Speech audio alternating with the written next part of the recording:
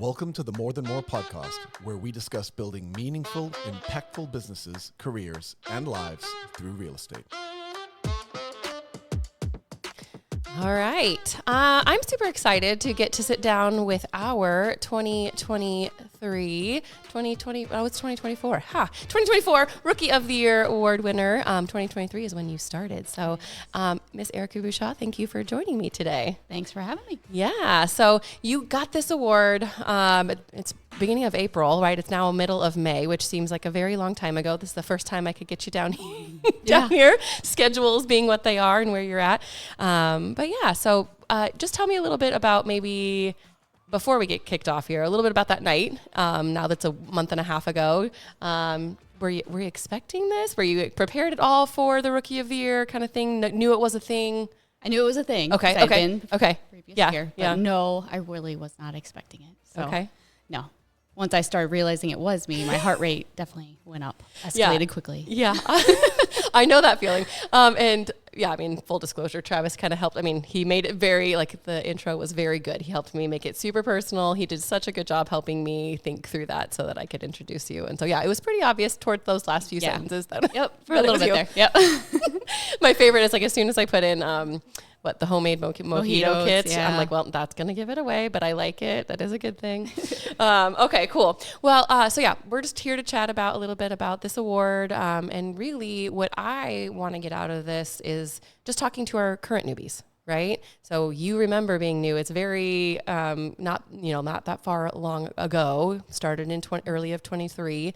So you remember what it was like to be brand new and some of the work and the journey of going through that process and then ending in a place where you do have some really big successes and won that Rookie of the Year award. So that's kind of where I want to go with this. So yeah, I know this is not your favorite thing, but I appreciate you doing this with me. So catch me up a little bit. So started in 2023. Let's just go back. What really kind of made this decision for you as far as just even joining and coming into real estate, and maybe kind of include your back, like what you were doing previous to this and kind of what that transition then looked like for you? Yep. So I've been in pharmacy. I graduated pharmacy school in 2007. Uh-huh. So that's kind of where my background is. And I was just looking for a change. Yeah. So with a little encouragement and support from Travis, kind of decided on this route.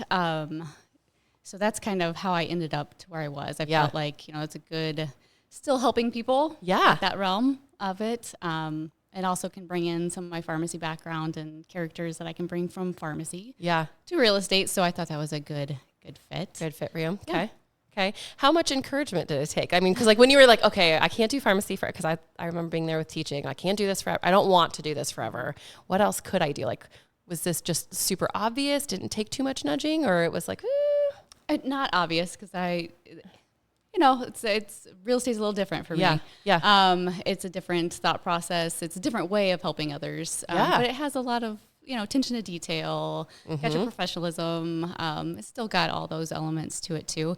So maybe a little encouragement was needed just to get me past that self-doubt, I think, more than anything. Yeah. That hey, you can do this. Yeah. You are capable. You have the characters to do this. You can do it. So just a little encouragement. It did help. Yeah, absolutely. I like that you said, though, taking some of what you already knew and were doing and translating it into real estate. Tell me a little bit more about, I think you just said it's a different way of helping people, that attention to detail. But tell me just a little bit more about how your background in pharmacy then helped. Maybe you've realized even more where those skills really did help now in this 2-year journey of being in real estate. Yeah, I think, pharmacy it's all about precision and attention to detail, but you also got to be able to communicate with your patients when they come in for that consultation over the phone. There you go. Problem solving, especially as a manager, was a big thing. Every day was a different problem. So I feel like working through problems and, solving the puzzle was always part of my day. Yeah. So that kind of translated over as well, I would say. Okay. And then just like the high standards that I have for myself for ethics, professionalism, helping clients and customers can, trust me. Yeah, that's really good. I like that a lot. I think the management side of, like you just said that too, like definitely those skills, managing people, looking at the problems that are arising, putting the puzzle pieces together, like for sure that can translate very easily and nicely into what we have to deal with in real estate. Yep. That's really good. Okay. So let's talk a little bit more about just your journey in this 2 years, right? So, there was a bit of a transition period, right? Yes, So, your 2024 year was like the bigger blow up year. So like, just tell me through like the 2023 to 2024 and really getting rolling. What did that kind of transition look like? Probably not your typical transition, I would say. Right before I got my license, I had to go back into a temporary role of pharmacy manager. Okay. And that was supposed to be a little temporary. It ended up lasting pretty much through the whole year of A little 2023. longer. Yeah. So that kind of took the front seat, and real estate took the back seat for 2023 for the most part. It did a little bit, but not a lot. Finally, by the end of 2023, I was able to fully commit to real estate. And that's kind of when I decided to take a Buffini class in 2024. Yep. And that really changed things. I think that was the turning point of basically the career too, was going through that class. It kind of set the path of what I needed to do. And that's kind of what I needed. Yeah. I started. So let's lean into that direction. So your first full year, I mean, just even getting to be in it was 2024, because 2023 wasn't complete, and then wrapping up transition from the pharmacy world. So 2024 being your first full year in real estate, and then that you said Buffini being that turning point. And I watched this through Tusky, who is the facilitator of that class at the same time, and it was so fun to watch your journey. So dig into that a little bit more. What was it specifically about what you learned through that class that was so aha or turning point for you, as you said? Yeah, I think what really set the stage, first off, the introduction letter kind of really made a difference for me. That was the very first thing I probably sent out, was the mailer. Okay. To about 100 people in town, and kind of introduced myself and said, hey, this is where I'm committing my journey now. Yeah. So it made them realize, I think, that that's the direction I'm going. And I had a lot of people respond to that very well in my SOI. So that's kind of the turning point. But then personal letters were my biggest thing. Okay. Really, those are the kind of my bread and butter. That's what I love to do. Personal letters, personal notes. I got you. Yeah. Other than that, just doing the things, doing the pop-bys. I think the class kind of forces you to do it a little bit more, and that's kind of what I needed. I think I needed to be like, hey, this is what you can do, and examples, and I think I needed a little bit of more structure for that. No, totally. And so some people, I think, look at that. I was similar. I'm like, oh, well, there's a to-do list. And so I am a task-oriented person. And so when I walked away each week with that to-do list, it was like, okay, well, this is what I got to get done. Right. Some people look at that and they're like, won't do it. But I think you really took it and ran with it as a to-do list, and I'm going to go do this. So that's I'm very task oriented. So you have my list. I have it for a week. I have it for the month. I have it for the day. Yeah. Very task oriented. So that really helped me. Just guide me. Yeah. Yep. I love so much that you even just said the fundamental concept of sending out your intro letters, right? That is something that we just do it. Just send them out. Just get it out. Don't overthink it. Send it to everybody that you have addresses for, right? But it's such a huge starting point, because people don't know you're an option, right? Really, until you actually put something in front of them and say, this is what I'm going to go do. Where did that list start for you? Because I know you guys are super well connected in the community as well. Yes, but where did you start with, like, this is who I'm going to mail this to? Really, anybody that I knew in town. Okay. Connections through the kids, connections through the pharmacy. Good. I'm on school board. There's a lot of different avenues that we have in town too. I mean, even Travis's past clients were an easy that's so good person to put on there too. So it was easy to come up with that first 100. Good. Yeah. Only because small town, and a lot of people in town. Good. I like that. But I think I want people to take away too. Don't overcomplicate it, and just do it. Right. So after the letter got out, you said you got some good responses from that, and then kind of leaned into the other action steps. And you said you really love personal notes, and then doing the pop-bys. What are some of your continuing to do those things, right? Why personal notes, why pop-bys are some of like the two that you really do hang on to as the things that you want to continue doing? And personal notes, I think they really connect with people. I've gotten really good responses from people too. Just a simple note of thank you or doing a great job. I think it's a feel good. Yeah. And pop-bys are actually a really struggle for me. Okay. I just getting out of my comfort zone a little bit. Yeah. But I think they have a good response when you just do it. Yeah. Got to commit to it and get used to it. It's Yeah. a little struggle at first, but Yeah. Get out of your comfort zone, Yep. right? Got So what helped you, I mean, other than, okay, it's on the list, I've got to do this, right? What really helped push you to push out over that comfort zone hump, I guess? I think I knew what the results could be from Yeah, it. okay. Yeah, honestly. Okay. I think that's really about it. Was it as scary as what you had in your head? At first. Yeah, no, it is though. No, it is though. No, it was a little bit, it's a little intimidating at first. Yeah. But they're very welcoming when Yeah. you actually do it. When you have to talk to somebody, it's great.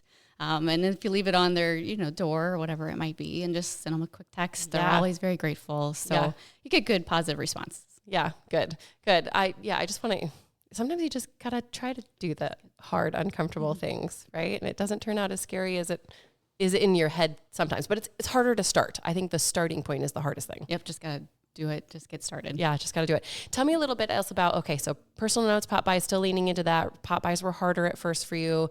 Got your name out there via the list of the 100. What else of kind of like the Buffini system did you kind of really have you really embraced and continue to utilize in your business? More than anything, probably my time management. Okay, good. I like that. Time blocking is a big thing. Okay. And my to-do list, obviously, the task list are great. Yep. So yeah, time blocking and realizing, hey, this is what you have to do for the day. Be flexible with it, obviously, too. But managing my time is a big one. So keep going there. Time, like what are you prioritizing in your day then? Oh, but it can be anything. Okay. Really. I mean, even personal things. Like my workout has a spot on my calendar. So, but yeah, personal notes, I'll put it on the calendar. Sometimes hey, you got to get personal notes done at this time, or not necessarily the time, but that's one of your tasks for the day. Yeah. And that doesn't have to be, that specific time. Got you. By any means. But just anything. Okay. Yeah. Anything is on my task list. All the things are on things. Okay. So, I mean, you break it down more like you said, like a list of things, not necessarily specifically, I'm going to at noon do this, but you are very much this is the things that I need to get done for and create the space for. So that is what you create your day and your time around. Was that a correct summation of that? Yep. How about, I mean, and again, like yes or no to these things, there's no perfect answer, right? But Buffini does also coach through items of value and his e-reports and one-on-ones. And what of those like maybe tried or have you found does or doesn't work for you in those other aaspects? I haven't done a lot of items of value. I did a couple of them. I really didn't do a lot of those yet. Okay.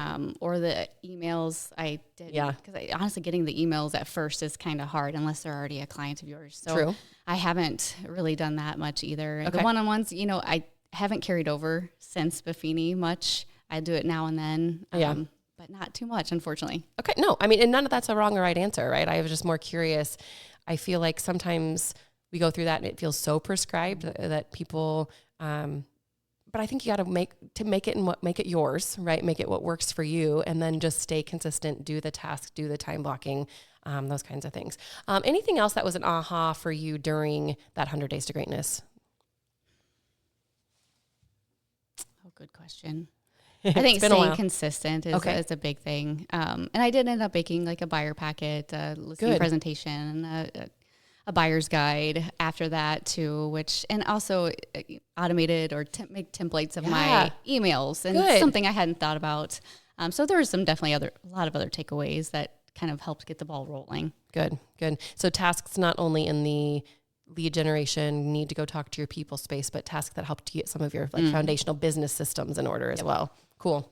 We just obviously are a big proponent of Buffini and his coaching programs. And so getting people to understand like what else is in there that really like the 100 Days to Greatness, it really is that launching pad. And I feel like you really got to see the effects of that launching pad. No, I think it really got me organized too, in a way that I felt like I could repeat it. Yeah. It's repeatable. Good. I love that. So walk me through. So then that was early on in 2024. And then just tell me about like the rest of your year, like 2024 was awesome. I mean, this is why you are Rookie of the Year. Like it was such an amazing year for you. So just walk me through like what did the rest of the year look like then for you as far as just continuing to have that momentum after Buffini? Yeah. So I think it really started kicking off probably around April. Okay. Probably mid Buffini. And that's when my SOI started reaching out after my letter, which was kind of nice. Good. So we got a couple listings off of that, and Good. which kind of led to others. Yep. A couple of even Travis's past clients was able to get in there too. So, and it just kind of kept rolling. Yeah. Yeah. Yeah. Okay, good. So, I mean, and I know you won't say this about yourself, so I'm going to put it in there. I mean, really, 2024, I mean, it was a big year. You went straight from, we surpassed Masters Ruby. We got to Masters Emerald. I mean, that's a huge accomplishment in that first full year of real estate. So I don't think, just like you're not going to say this about yourself, but that is pretty stinking incredible. Your success and then where you were able to get with, and yeah, really taking that first full year and taking those action steps. So, I mean, honestly, kudos to you. Thank you. Yeah, you're welcome. Okay, so what does it look like now, right? So we're in 2025. We are no longer in the roadmap. You have officially graduated from being a 2-year agent newbie. So what does it look like for you moving forward? And you can share with like your goals for this year or even 3 or 5 year. Like, what do you want this to look like as you move forward in real estate? Yeah, I think I'm still learning. I think I'm a big learner. So I, try to take all the classes, try to listen to everybody else's input. I love listening to others as what they're doing, getting ideas from them. So I think continuing to grow is a big thing for me. Okay, love that. Continuing to learn, growing my business as I can. Okay. Definitely doing the things, still doing the personal notes, still doing the pop-bys. Good. Gonna keep those rolling. Yeah. Okay. So it's 2025. We're, I cannot believe, almost midway through 2025. So let's just look a couple more years down the road. Like we're going to kind of play it's 2026, it's 2027. We're now in 2027, maybe wrapping up our 2027 year. How old will your 2 kiddos be in 2027? Oh, geez. 17 and 14. Oh my gosh. 17 and 14. Yeah. Okay. So yeah. So, and then you're in Travis or, in 3 years down the road as well. So what would you have to accomplish to look back and feel happy with that progress of where you're sitting at the end of 2027? I think, just continuing once again, just to grow, okay. Both personally and within the business too. Yeah. So both, constantly looking for growth in all areas, but, I'd say just continue on. I just hope that it continues to be as successful as it was. Yeah. If I can grow further, that's awesome. Yeah. What do you picture? Like, what does it look like for you at the end of 2027? I'm just thinking of like 17 and 14. I know, yeah. Just all those things. What does it look like? I've got have a junior at that point. Yeah. Right. Which I think, that's part of the business that I do love about this business, is that I can be there for them, be more present for them too. Good. So I think that's a big part, is the family aspect of this career really helps me too. So I feel like it can be there. Okay, good. I like that. So just continuing to grow in your business. It looks like continuing to grow in your learning in the business. It looks like continuing to be there for your family, like having that good balance in between all the things that need to get done. Yep. Good. Okay. I like it. So let's, again, like I said, my goal, talking to the rookie of the year, I usually just always want to say, what advice do you then give to agents that are, we have some that are maybe just starting or even thinking about getting into real estate, or maybe they're even like 3 to 6 months in and maybe just haven't found that like groove yet, right? What would be your best advice to give to those newbies? Yeah, continue to, go to the things. Like, okay, good. Do the meetings. Okay. Continue to learn off of others is where I think I grow the most. Okay. As much as you can, do the Buffini class. Yes. It really helps. Yeah. It's great. Yeah. So I would really encourage that too. Okay. Anything else? I don't think so. Okay. Well, I know, again, you were not looking forward to this, so I really do appreciate your time. And honestly, congratulations on killing it. You do not know how much joy it gives me to see someone really commit to those action steps and to see the fruit of that work. So I'd say just, keep doing what you're doing and do it. Yeah. Thank you for joining us today. For more episodes, resources, and show notes, head to morethanmorepodcast.com.